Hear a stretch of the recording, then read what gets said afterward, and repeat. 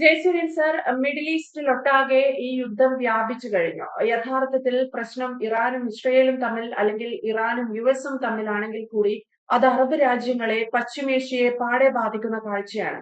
ഇതിനിടയിൽ വരുന്ന ചില ഊഹാപോഹങ്ങൾ, ചില വാർത്തകളൊക്കെയുണ്ട്. ലോകം വലിയ സാമ്പത്തിക പ്രതിസന്ധി നേരിടാൻ പോകുന്നു, വലിയ വിലക്കയറ്റം ഉണ്ടാകാൻ പോകുന്നു എന്നൊക്കെയാണ്. ഇന്ത്യയെ സംബന്ധിച്ചാണെങ്കിൽ ഇന്ത്യയിൽ പെട്രോൾ ഡീസൽ വിലയ്ക്ക് വലിയ വർധനവുണ്ടാകും, സ്വർണ്ണവില റോക്കറ്റ് വേഗത്തിൽ കുതിച്ചുയരാൻ പോകുന്നു, പവന് 2 ലക്ഷം വരെയാകും എന്നൊക്കെയാണ് കഴിഞ്ഞ ദിവസം പുറത്തു വന്ന വാർത്തകൾ. ഗ്യാസിന്റെ വില ഉയരുന്നു. കഴിഞ്ഞ ദിവസം ഗ്യാസിന്റെ വില ഉയർത്തിയത് പോലും ഈ യുദ്ധം കാരണമാണ്. അങ്ങനെ സാധാരണക്കാർക്ക് തല പുകഞ്ഞ് ആലോചിക്കാനുള്ള വകയൊക്കെ ഈ കഴിഞ്ഞ ദിവസങ്ങളിൽ പുറത്തു വന്നിട്ടുണ്ട് വാർത്തകളിലൂടെ. സാർ എങ്ങനെ വിലയിരുത്തുന്നു? യഥാർത്ഥത്തിൽ ലോകം അല്ലെങ്കിൽ നമ്മുടെ രാജ്യമൊക്കെ, ഇന്ത്യ ഒട്ടാകെ ഒരു വലിയ പ്രതിസന്ധി നേരിടാൻ പോവുകയാണ്. നീതു ഇവിടെ സൂചിപ്പിച്ച ഒരു ആശങ്ക ഞാൻ അനുകൂലിക്കുന്നു. സ്വർണത്തിന്റെ വില കാര്യമായി വർദ്ധിക്കും. 2 ലക്ഷം രൂപയിലേക്ക് പവന് വില എത്തുമോ എന്ന് എനിക്കറിയില്ല. എങ്കിൽ പോലും സ്വർണത്തിന്റെ വിലയിൽ ഒരു കുതിച്ചുചാട്ടം പ്രതീക്ഷിക്കാം. കാരണം എപ്പോൾ പെട്രോൾ പ്രതിസന്ധിയിലാവുന്നു, പെട്രോളിയം ഉൽപ്പന്നങ്ങളുടെ നീക്കം എപ്പോൾ പ്രതിസന്ധിയിലാവുന്നു, ആ സമയത്തൊക്കെ തന്നെ നിക്ഷേപകരുടെ ഒരു ട്രെൻഡ് എന്ന് പറയുന്നത് സുരക്ഷിതമായിട്ടുള്ള നിക്ഷേപം എന്നുള്ള നിലയിൽ സ്വർണത്തിലേക്ക് സ്വിച്ച് ചെയ്യുക എന്നുള്ളതാണ്. അതായത് പെട്രോളിയം മേഖലയിൽ ഡെപ്പോസിറ്റ് ചെയ്യാൻ ഉദ്ദേശിച്ചിരുന്ന പണം അവർ പെട്ടെന്ന് ഗോൾഡിലേക്ക് ഡെപ്പോസിറ്റ് ചെയ്യുമ്പോൾ ഗോൾഡിന്റെ വില, ഡിമാൻഡ് ഉയരും. ഇത് വ്യക്തികൾ മാത്രമല്ല, സ്ഥാപനങ്ങൾ മാത്രമല്ല, ഗവൺമെന്റുകളും സ്വർണം വാങ്ങും.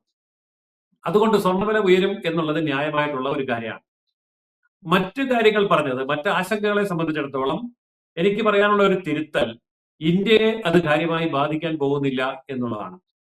അതായത് ചെറുകിട രാജ്യങ്ങൾ, സാമ്പത്തികമായി വലിയ ശക്തിയല്ലാത്ത രാജ്യങ്ങൾ, ഓയിൽ റിസർവ് കുറവുള്ള രാജ്യങ്ങൾ, അവരെയൊക്കെ ഇത് പെട്ടെന്ന് ബാധിക്കും. അവരുടെ ഡീസൽ, പെട്രോൾ വിലകളും അതുപോലെ തന്നെ LPG അടക്കമുള്ള വിലകളും വളരെ പെട്ടെന്ന് കൂടാൻ സാധ്യതയുണ്ട്. അത് മാർക്കറ്റിൽ റിഫ്ലക്ട് ചെയ്യും. അതുകൊണ്ട് എല്ലാ നിത്യോപയോഗ സാധനങ്ങളുടെയും വില വർദ്ധിക്കും.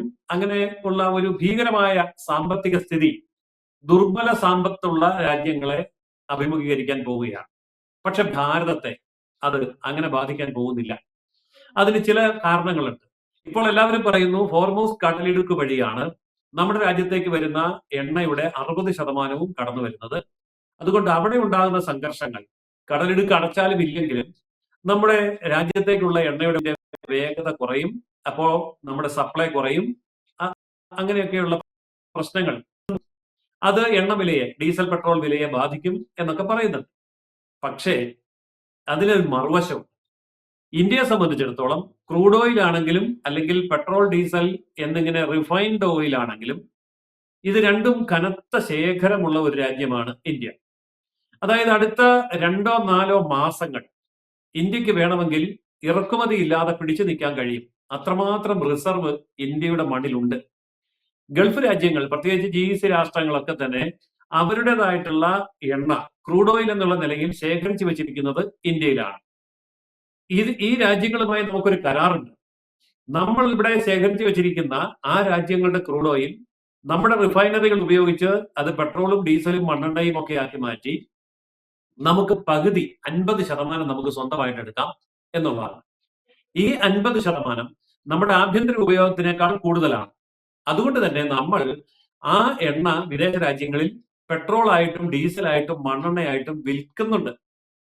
ഈ വിൽപ്പനയെ അല്പം ഒന്ന് കട്ട് ചെയ്താൽ പോലും നമുക്കൊരു 6 മാസക്കാലം പിടിച്ചു നിൽക്കാൻ ആവശ്യമായിട്ടുള്ള സുഭിക്ഷമായിട്ടുള്ള ഓയിൽ നിക്ഷേപം ഇന്ത്യയിലുണ്ട്. ഇത് മറ്റൊരു രാജ്യത്തിനും ഇല്ലാത്ത ഒരു വലിയ പ്രിവിലേജാണ്. ഇതുകൂടാതെ നമുക്കിപ്പോൾ റഷ്യയിൽ നിന്നോ മറ്റു രാജ്യങ്ങളിൽ നിന്നോ ഹോർമൂസ് കടലിടുക്ക് ഉപയോഗിക്കാതെ തന്നെ എണ്ണ കൊണ്ടുവരാനുള്ള സംവിധാനവുമുണ്ട്. മാത്രമല്ല ആഫ്രിക്കൻ രാജ്യങ്ങളിലെ ഈ പറയുന്ന കടലിടുക്ക് ഒഴിവാക്കി ഇന്ത്യയിലേക്ക് എണ്ണ കൊണ്ടുവരാനുള്ള മാർഗങ്ങളും തുറന്നു കിടക്കുകയാണ്.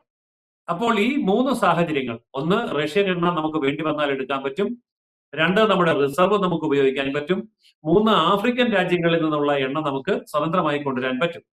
ഈ 3 സാധ്യതകൾ നമ്മുടെ മുമ്പിൽ തുറന്നു കിടക്കുന്നത് കൊണ്ട് അടുത്ത 6 മാസക്കാലത്തേക്ക് ഹോർമൂസ് കടലിടുക്ക് അടച്ചിട്ട് പോലും, അതായത് ഗൾഫിൽ നിന്നുള്ള എണ്ണ ഒഴുക്ക് നിലച്ചു പോയാൽ പോലും ഇന്ത്യക്ക് ഭയപ്പെടാനില്ല. അതുകൊണ്ട് 6 മാസക്കാലമൊന്നും യുദ്ധം നീണ്ടു നിൽക്കാൻ പോകുന്നില്ല. 6 മാസം പോയിട്ട് 6 ആഴ്ച പോലും നീണ്ടു നിൽക്കാൻ പോകുന്നില്ല. കൂടി വന്നാൽ 2 ആഴ്ച, അഥവാ ഏറി വന്നാൽ 1-2 മാസം. അത് ഭാരതത്തെ ബാധിക്കാതെ പിടിച്ചു നിൽക്കാനുള്ള സാമ്പത്തിക ശേഷി നമുക്കുണ്ട്. ഇനി നമ്മുടെ ഫോറിൻ എക്സ്ചേഞ്ചിനെ സംബന്ധിച്ച് പറയുകയാണെങ്കിൽ ഡോളറിന്റെ നിലവാരത്തിന്റെ അനുസരിച്ച് നമ്മുടെ ഫോറക്സ് എന്ന് പറയുന്നത് ഫോറിൻ എക്സ്ചേഞ്ച് ഡെപ്പോസിറ്റ് സർവ്വകാല റെക്കോർഡിലാണ്. ലോകത്തെ ഏത് രാജ്യവുമായിട്ടും എത്ര പെട്ടെന്നും ഇടപാട് നടത്താൻ ആവശ്യത്തിലേറെ ഡോളർ ഇന്ന് ഇന്ത്യയുടെ കയ്യിലുണ്ട്. അതിന് മറ്റൊരു മറുവശം കൂടിയുണ്ട്. ഇന്ത്യക്ക് ഇപ്പൊ ഡോളർ വേണമെന്നില്ല. നമ്മൾ റഷ്യയുമായിട്ടും അതുപോലെ ഈവൻ ഫ്രാൻസ് വരെയുള്ള ആധുനിക രാജ്യങ്ങളുമായിട്ടും സമ്പദ് രാജ്യങ്ങളുമായിട്ടും ആഫ്രിക്കൻ രാജ്യങ്ങളുമായിട്ടും ഗൾഫ് രാജ്യങ്ങളുമായിട്ടും ഒക്കെ ഇന്ത്യൻ രൂപയിൽ തന്നെ വിനിമയം നടത്താനുള്ള എഗ്രിമെന്റ് നമ്മൾ ചെയ്തിട്ടുണ്ട്. അതുകൊണ്ട് ഡോളർ ഇല്ലാതെ പോയാലും ഓയിൽ ഇല്ലാതെ പോയാലും ഇന്ത്യയെ അത് പെട്ടെന്ന് ബാധിക്കാൻ പോകുന്നില്ല. പിന്നെ വാർത്തകളില് ഭയപ്പെടുത്തുന്ന രീതിയിൽ ലോകമെമ്പാടും സംഭവിക്കുന്ന കാര്യങ്ങൾ ഇന്ത്യയിലും സംഭവിക്കും എന്നുള്ള ഒരു പരത്തിയ പ്രസ്താവന, അത് കേട്ട് ഭയപ്പെടേണ്ടതില്ല. ഭാരതത്തെ സംബന്ധിച്ചിടത്തോളം ഈ പറയുന്ന യുദ്ധം 6 മാസക്കാലം നീണ്ടു നിന്നാൽ പോലും ഭയപ്പെടാനില്ല. ഇനി അഥവാ 6 മാസത്തിനപ്പുറത്തേക്ക് നീണ്ടു നിൽക്കുക അസംഭവ്യമായ കാര്യമാണ്. അതിന്റെ കാരണം എന്താണെന്ന് ഞാൻ പറയാം. 6 മാസത്തിൽ കൂടുതൽ ഈ യുദ്ധം നീണ്ടു നിന്നാൽ ഇന്ത്യക്ക് വലിയ ക്ഷീണമൊന്നും ഉണ്ടാവില്ല. പക്ഷെ സാമ്പത്തികമായിട്ട് ലോകത്തിന്റെ ഏതാണ്ട് ഒരു പകുതിയോളം തകർന്നു പോകും. പകുതി ചെറുകിട രാഷ്ട്രങ്ങളും ഇടത്തരം രാഷ്ട്രങ്ങളും തകർന്നു പോകും. അപ്പൊ അവരുടെ സാമ്പത്തിക നില സ്തംഭിക്കാൻ അമേരിക്ക അനുവദിക്കില്ല. കാരണം അമേരിക്കയെ സംബന്ധിച്ചിടത്തോളം ലോക സമ്പദ് വ്യവസ്ഥയിൽ വൻപിച്ച ഒരു ഇടിവുണ്ടായാൽ ആത്യന്തികമായി അത് അമേരിക്കയെ ബാധിക്കുമെന്നുള്ളത് കൊണ്ട് 2 മാസത്തിനുള്ളിലോ അതിനുശേഷമോ ഈ യുദ്ധം അവസാനിപ്പിക്കാൻ അമേരിക്ക നിർബന്ധിതമാവുന്ന സാഹചര്യത്തിൽ ഹോർമൂസ് കടലിടുക്ക് തുറക്കുകയും ഈ പറഞ്ഞ എണ്ണ ഗതാഗത സംവിധാനങ്ങൾ പരിപൂർണമായിട്ടും സ്വതന്ത്രമാവുകയും ചെയ്യും. പിന്നെ ഇറാനെ സംബന്ധിച്ച് ഇനി യുദ്ധം ചെയ്ത് എല്ലാവരെയും തോൽപ്പിച്ചു കളയാം എന്നുള്ള ശേഷി ഇറാനില്ല. ഇന്നിപ്പോൾ ചെയ്തത് ഇറാൻ 12 രാജ്യങ്ങളെ ആക്രമിച്ചു. ആരെയാണ് ആക്രമിച്ചത്? ഇസ്ലാമിക രാജ്യങ്ങളെ തന്നെയാണ് ആക്രമിച്ചത്. അത് ഇറാനെതിരായിട്ടുള്ള വലിയ കലാപമുണ്ടാക്കും. ഇറാനിലെ ജനങ്ങൾ അവിടുത്തെ ഭരണകൂടത്തിനെതിരാകും. അപ്പോൾ അമേരിക്കയ്ക്ക് അല്ലെങ്കിൽ ഇസ്രയേലിന് ഇഷ്ടപ്പെടുന്ന ഒരു ഭരണകൂടത്തെ അവരോധിക്കാൻ അവസരമൊരുക്കും. അങ്ങനെ വന്നാൽ ആത്യന്തികമായി ഇറാൻ എന്ന് പറയുന്ന രാജ്യം തന്നെ തകരും. ചിലപ്പോൾ ഇറാൻ 2ആയിട്ട് പിളരാനും വരെ സാധ്യതയുണ്ട്. അതൊക്കെ മുൻകൂട്ടി കാണുന്ന ഇറാനിലെ ഭരണകൂടം ഒരിക്കലും ഒരു കടുംപിടുത്തം പിടിച്ച് യുദ്ധം നീട്ടിക്കൊണ്ടു പോകാനും സാധ്യതയില്ല.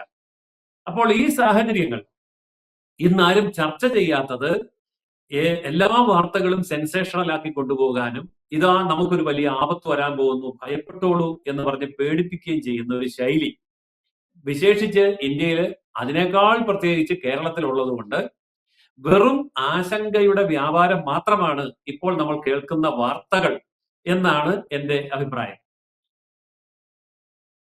എന്തായാലും ജയസൂര്യൻ സാർ സൂചിപ്പിച്ചതുപോലെ സ്വർണത്തിന്റെ വില അത് കുത്തനെ ഉയർന്നേക്കാം. ബാക്കിയുള്ള കാര്യങ്ങളിൽ ഗ്യാസിന്റെ പാചകവാതക വില കൂടുമോ, അല്ലെങ്കിൽ പെട്രോൾ ഡീസൽ വില കൂടുമോ, അല്ലെങ്കിൽ മറ്റേതെങ്കിലും തരത്തിൽ അവശ്യ സാധനങ്ങൾക്ക് കുത്തനെ വില ഉയരുമോ എന്നൊക്കെയുള്ള ആശങ്ക വെറുതെയാണ്.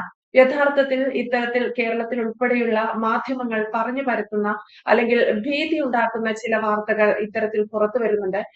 സാർ സൂചിപ്പിച്ചതുപോലെ തന്നെ ഇന്ത്യയിൽ പ്രത്യേകിച്ച് കേരളത്തിൽ അത്തരം ഒരു പ്രവണത കാലങ്ങളായി നമ്മൾ കാണുന്നതാണ്.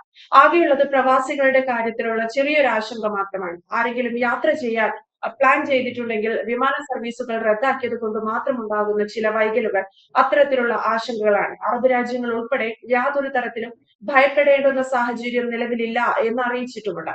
എന്തായാലും വ്യക്തമാണ്. Thank you Jayasuryan sir. കൂടുതൽ വാർത്തകളും വിശേഷങ്ങളും നിങ്ങളിലേക്ക് എത്താൻ ABC മലയാളം സബ്സ്ക്രൈബ് ചെയ്യുക, ബെൽ ബട്ടണും അമർത്തുക.